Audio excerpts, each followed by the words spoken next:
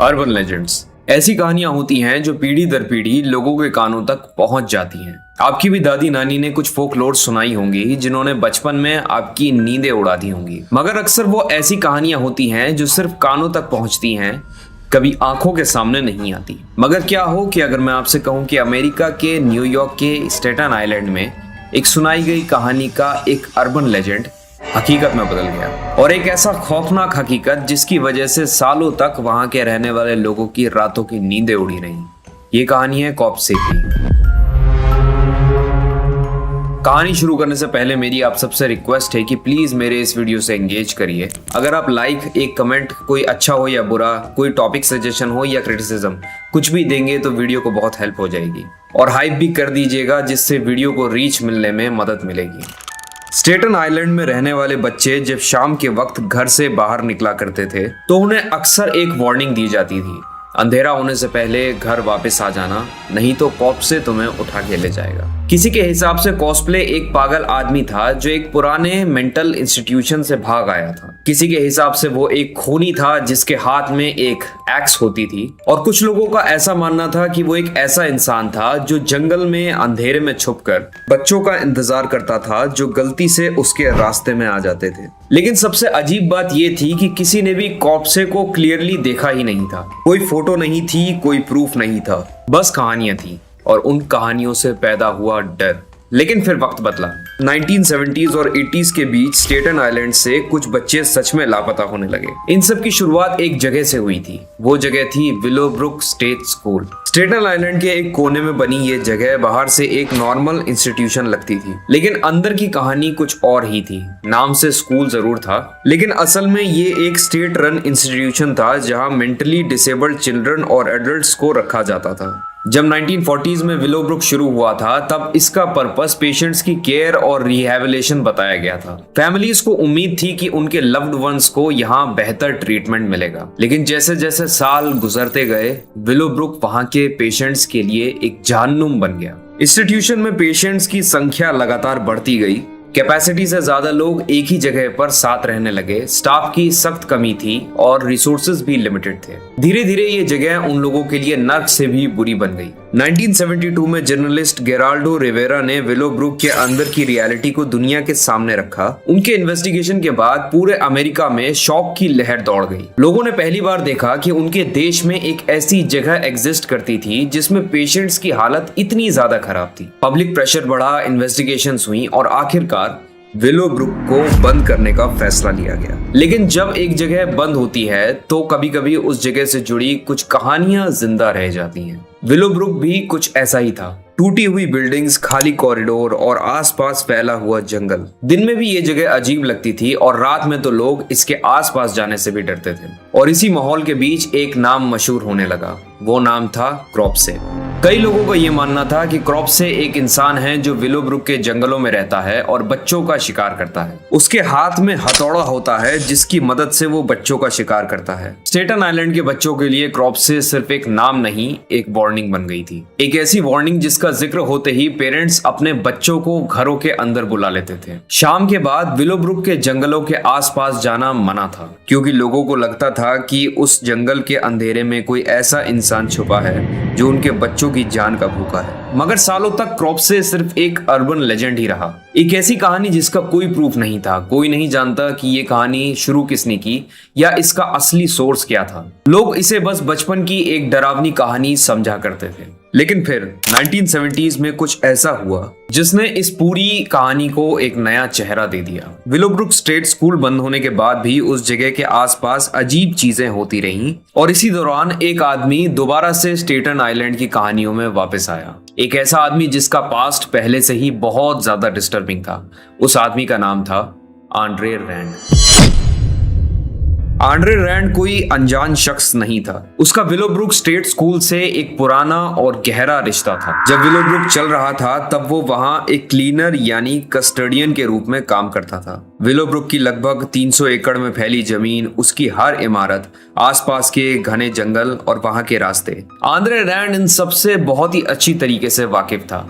शायद ही कोई और होगा जो आंद्रे से ज्यादा उस जगह को बेहतर तरीके से जानता होगा। लेकिन किसे पता था कि विलोब्रुक में काम करने वाला एक मामूली सा एम्प्लॉय एम्प्लॉय नहीं बल्कि कुछ और ही है। 1969 में आंद्रे रैंड का नाम पहली बार पुलिस रिकॉर्ड्स में दर्ज हुआ। उस पर एक 9 साल की बच्ची को किडनैप करने और उसका दुष्कर्म करने की कोशिश करने का आरोप लगा। पुलिस ने उसे गिरफ्तार किया और बाद में कोर्ट ने उसे 4 साल की जेल की सजा सुनाई। किसी को उस वक्त अंदाजा भी नहीं था कि इसी आदमी का नाम अमेरिका के सबसे खौफनाक अर्बन लेजेंड्स में से एक के साथ हमेशा के लिए जुड़ जाएगा। 1972 में जब विलोब्रुक को स्कैंडल्स के बाद बंद कर दिया गया तो बाकी लोग वहां से चले गए, लेकिन आंद्रे रैंड जेल से रिहा होते ही वापस उसी अबंडन्ड विलोब्रुक के जंगल्स और अंडरग्राउंड टनल्स में जाकर छुप गया। And then the nightmare started. 1972 में ही 7 साल की एलिस पेरेरा अपने अपार्टमेंट के लॉबी से खेलते हुए अचानक गायब हो गई। ना कोई ट्रेस, ना कोई बॉडी। पुलिस ने पूरे के पूरे एरिया में एक सर्च ऑपरेशन चलाया। वॉलंटियर्स ने घर घर जाकर पूछताछ की, लेकिन एलिस का कहीं तक कोई भी पता नहीं चला। 1981 में 7 साल की हॉली ह्यूजेस अपनी माँ के लिए शॉप से साबुन लेने निकली और दोबारा कभी घर नहीं लौटी। 1984 में 10 साल की तिया से जैक्सन सुपरमार्केट से सामान लेने गई और गायब हो गई। सिर्फ छोटे बच्चे ही नहीं, 21 साल का हैंके गफोरियो, जो मेंटली थोड़ा वीक था, एक बार से निकलने के बाद अचानक से गायब हो गया। और तो और विलोब्रुक में काम करने वाली एक फिजिकल थेरेपी एड ईथेल एटवेल को 1978 में पार्किंग लॉट में चीखते हुए सुना गया और उसके बाद सिर्फ उसके फटे हुए कपड़े मिले। शहर के लोग पैनिक में आ गए। अब किसी को बच्चों को डराने के लिए कहानियां बनाने की जरूरत नहीं थी, क्योंकि अब हर कोई जानता था पुराना लेजेंड क्रॉप से अब सच में उनके बच्चों का शिकार कर रहा था। जिस कहानी को वो बचपन से बच्चों को सुनाते आ रहे थे, अब वही कहानियां केसेस के रूप में उनकी आंखों के सामने होने लगी। फिर आया 9 जुलाई 1987। 12 साल की जेनिफर श्वेगर, जो डाउन सिंड्रोम से पीड़ित थी, अपने घर के बाहर बस थोड़ी ही दूर टहलने निकली। जेनिफर एक बहुत ही इनोसेंट और मासूम सी लड़की थी, जिसे सभी नेबरहुड वाले बहुत प्यार करते थे। मगर उस शाम जेनिफर घर वापस नहीं लौटी। जब शाम के 7 बज गए और जेनिफर का कोई भी पता नहीं चला, तब उसके घर वाले घबरा गए। उन्होंने तुरंत पुलिस को इन्फॉर्म किया। इस बार मामला अलग था। शहर के लोगों का सब्र टूट चुका था। हजारों की तादाद में local citizens, volunteers, police officers, search dogs और हत्ता की मीडिया वाले भी सड़कों पर उतर आए। हर कोई जानता था कि अगर जेनिफर को जल्द से जल्द नहीं ढूंढा गया तो वो भी उन पुराने बच्चों की तरह गायब होने वाली लिस्ट में ऐड हो जाएगी। सर्च ऑपरेशन शुरू हुए। हेलीकॉप्टर्स जंगल के ऊपर से ध्यान रख रहे थे। मीडिया हर मिनट की अपडेट दे रही थी। पुलिस ने पूरे स्टेटन आइलैंड को ब्लॉक कर दिया।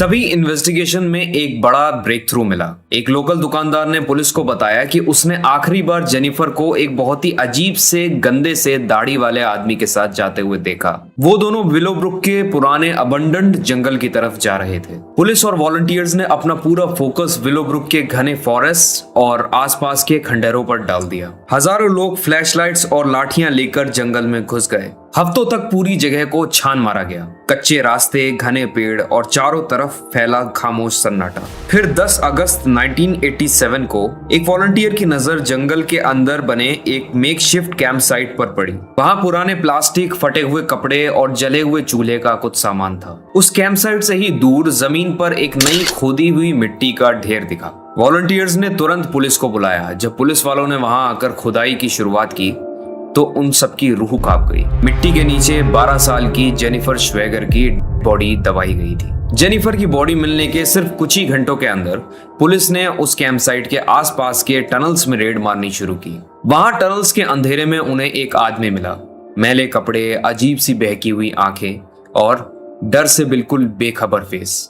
ये कोई और नहीं बल्कि आंद्रे रैंड था। अथॉरिटीज ने आंद्रे रैंड को कस्टडी में लेकर उससे घंटों तक पूछताछ की।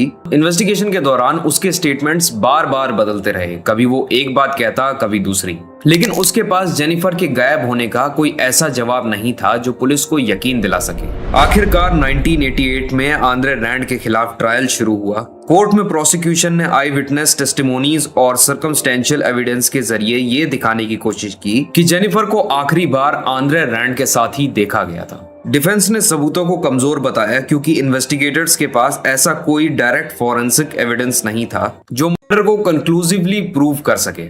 इसी वजह से जूरी ने आंद्रे रैंड को जेनिफर श्वेगर के किडनैपिंग का दोषी माना। लेकिन चार्ज पर कन्विक्ट नहीं किया। कोर्ट ने उसे 25 साल की लाइफ इम्प्रिजनमेंट की सजा सुनाई। लोगों को लगा कि शायद अब स्टेटन आइलैंड का नाइटमेयर खत्म हो गया है, लेकिन अभी कहानी पूरी हुई ही नहीं थी। सालों बाद 2004 में हॉली एंड ह्यूज के पुराने केस में नए एविडेंसेस सामने आए। इस बार भी शक की सुई आंद्रे रैंड पर आकर रुकी। कोर्ट ने उसे हॉली ह्यूज के किडनैपिंग में भी गिल्टी करार दिया और उसकी सजा और लंबी कर दी। और इसके बाद लगभग ये तय हो गया कि आंद्रे रैंड कभी फिर से अब आजाद जिंदगी नहीं जी पाएगा। मगर सबसे शॉकिंग चीज जो स्टेटन आइलैंड के लोगों को आज तक भी डराती है, वो ये है कि एक अर्बन लेजेंड जो शायद उनका इमेजिनेशन था, वो सच साबित हो गया। शायद इसी वजह से, क्योंकि सबकी तरह आंद्रे ने भी वो सारी कहानियां सुनी होंगी जिसमें क्रॉप्से नाम का एक अर्बन लेजेंड था जो बच्चों के साथ ऐसा करता था। जो भी हो,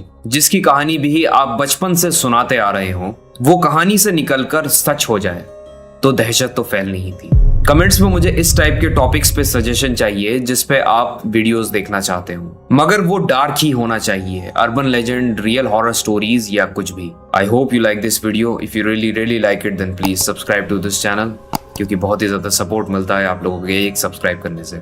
मिलूंगा आपसे नेक्स्ट वीडियो में, तब तक के लिए मेरा नाम है Aryan and I will peace up.